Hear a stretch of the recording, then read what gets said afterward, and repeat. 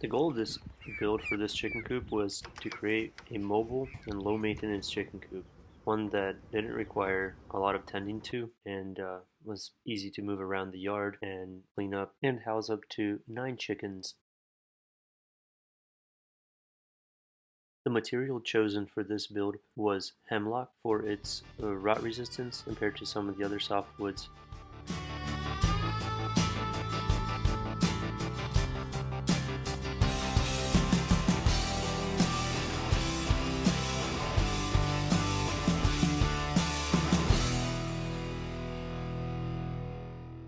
I used regular 2x4 studs for my frame, picked up from a big box store. The dimensions were 4 foot wide, 8 foot long, 6 foot to just the edge of the roof. I made 3 simple rectangles that were 4 foot by 8 foot long, and then the corners were 6 foot tall. I made marks here for the bottom of the chicken living quarters and used scrap blocking for support. This was a quick and easy way for me to set the 2x4s on and screw them in, since I was doing most of this build all by myself.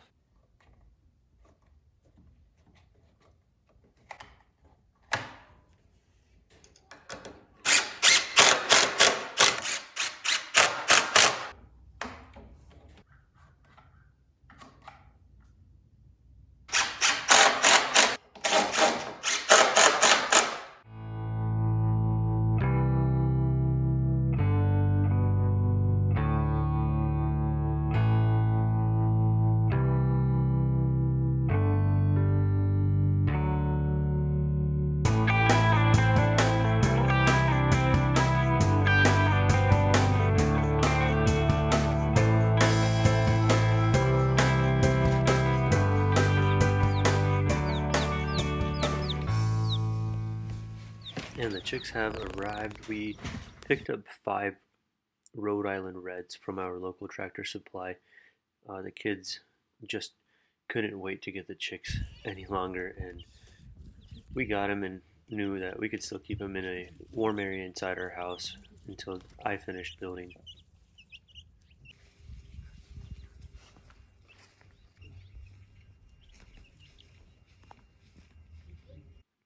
I cut the floor from 3/4 inch plywood, so the living portion of the coop was only going to be 4 foot by 4 foot by 4 foot, and a small little run inside the enclosure. During the warmer months, the plan is for the chickens to run out of the door freely, and as long as there are no predatory birds in the area, they're welcome to do so. I used Titebond 3 glue and exterior screws to secure this floor.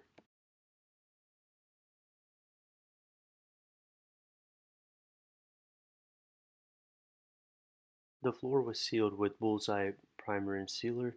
I just went ahead and put a light coat on, and then I used a Formica type plastic sheathing over. Here I am attaching some frame strips for my coop stairs.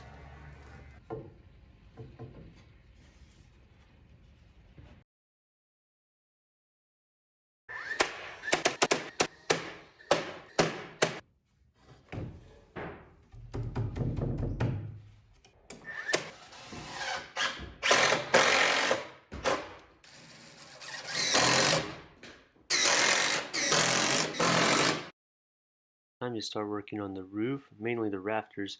I think I went with like a 9/12 pitch. I set up the first set of trusses. I should use the right terminology. And then I copied everything over to the remaining trusses for this roof.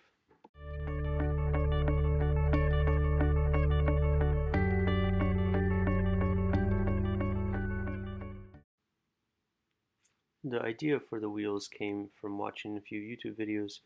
I'll put a link in the description of Chicken Tractor. And also, we had lots of projects going on at our house. Didn't want the chicken coop to be in the way.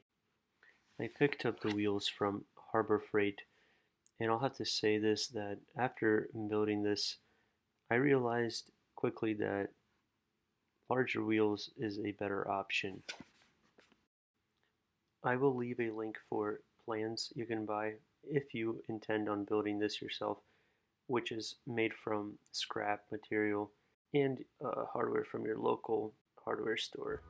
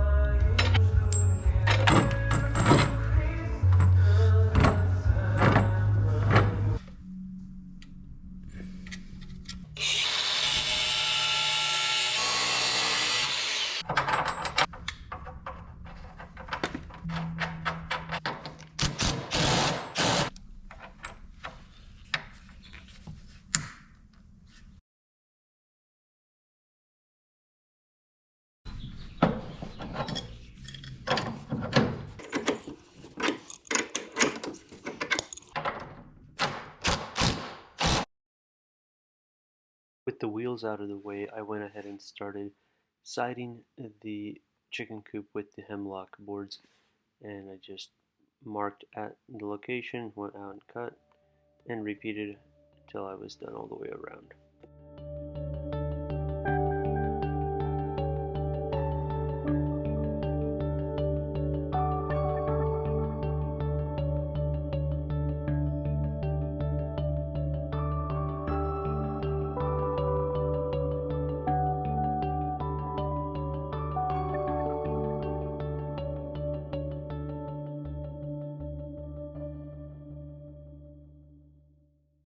I used some leftover 3-inch foam board insulation that I used on a previous build. I wanted to make sure that the chickens were a little bit more comfortable in the winter. Most of our winters are at freezing or sometimes below freezing. However, I know this isn't much help, but I plan on keeping the chicken coop near the house and a heater turned on for them when it's really cold.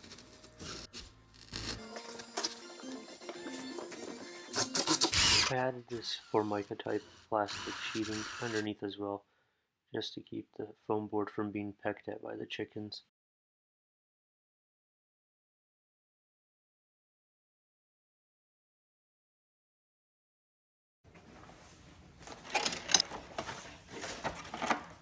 The automatic coop door installation was pretty straightforward, just 4 screws, and if you wanted to run it manually, one touch of the button opens it and one touch closes it. Otherwise, you set it and forget it. I went with the Run Chicken brand, which I found on Amazon, and I really liked it. The quality of the build impressed me. I also liked that it was very user friendly. I will post a link down below in the description.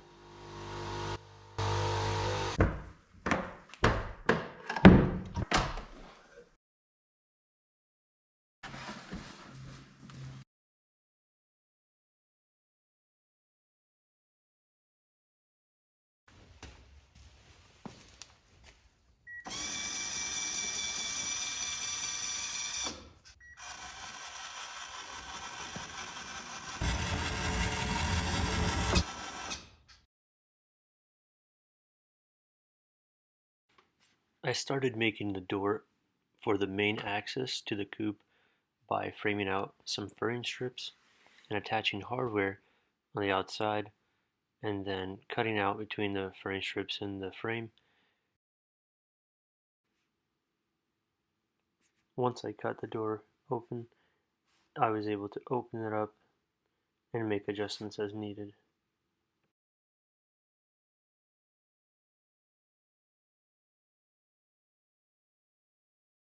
I went ahead and secured a board across the front of the wheels so that it could be a one-handed or one-legged operation.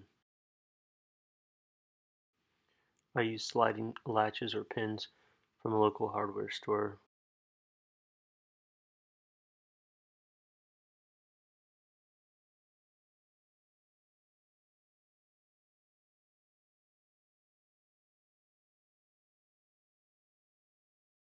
Now it was time to start building the nesting boxes. I made the dimensions to 12 foot wide by 12 foot high by 12 foot deep. I made a total of 3 nesting boxes.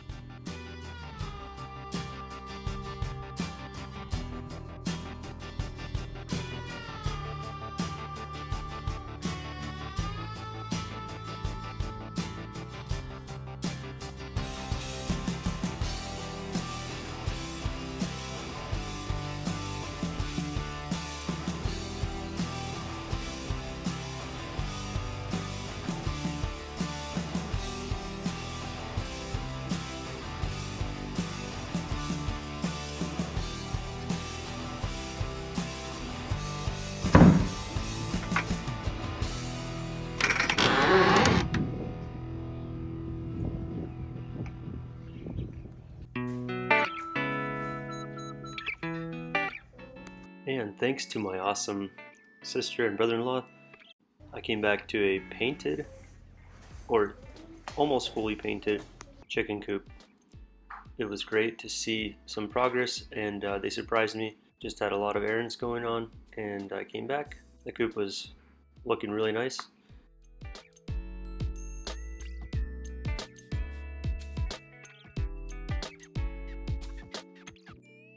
And with all the paint on, it was time to attach the hardware and the run chicken door. I used metal roofing for this roof. It was an easy decision. I had leftover pieces from my garage build and I used it up. Didn't have to spend any money on this, just leftover material.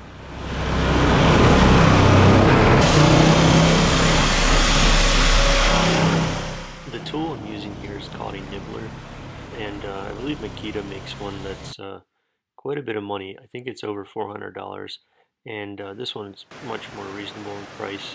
I found it on Amazon, and it makes really clean straight cuts, and the reason why I really love it compared to just shears is that it will go over any of those ridges, and no bending or warping of the metal, and you get a straight clean cut as long as you follow your lines.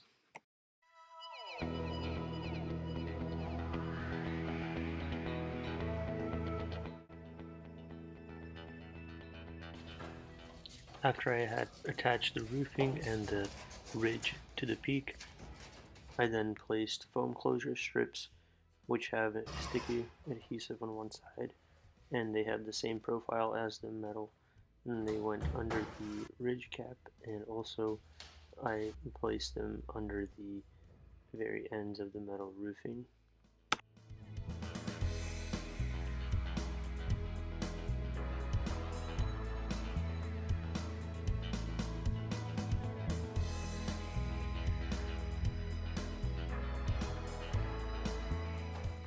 For the trim on this end, I used leftover fascia trim I had also from my garage build.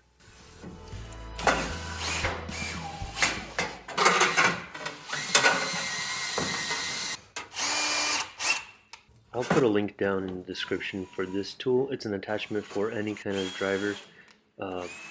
It's only really good for cutting flat metal, and even with this piece of trim I struggled and just picked up my nibblers. I don't know if it's the best or if I was using it properly, but it was not set up, and I think there's some adjustments that need to be made before you can actually use it. I used 3-inch and 1.5-inch PVC to make my feed and water system. Here I'm making the access door to the feed and water system from the outside, and I will insulate it. After I built the feeding system, I realized that I did not need the 90-degree bend. The feed was not falling through as I wanted it to, and so I ended up redoing it down later in this build and just made the pipe go straight in at an angle versus take a sharp bend.